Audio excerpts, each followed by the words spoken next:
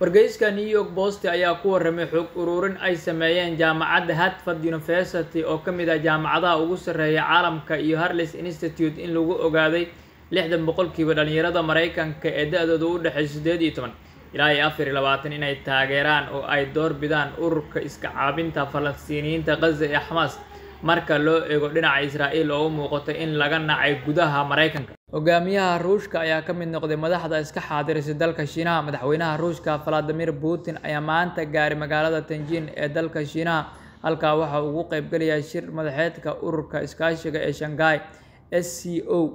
bandhigga ugu sarreeya ee militariga Shiinaha oo dhacaya 3 Sebtembar iyo wadahadalo uu la qaadanayo madaxda Shiinaha iyo hogaamiyaasha dalalka bariga ee maanta u bilowday inay gaaraan Shiinaha.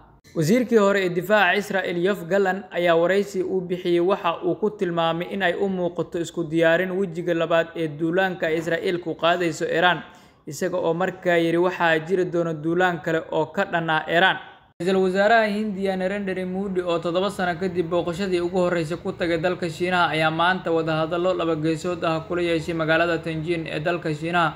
Madaxweynaha Shiinaha Xi Jinping waxa uu Modi kulankan ka sheegay in Hindiya ay ka go'an tahay inay sii wado xiriirka ay la leedahay Shiinaha oo ku dhisan ixtiraam iyo kalsooni.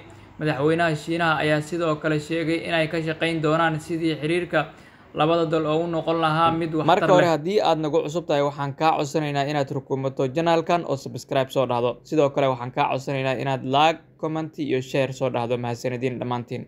Erdogan ayaa isna ka mid noqday hogaamiyayaasha maanta gaaray dalka Shiinaha iyada oo booqashadan ay noqonayso midii ugu horeysay ee Shiinaha uu ku tagay 5 sano ee ugu dambeysay.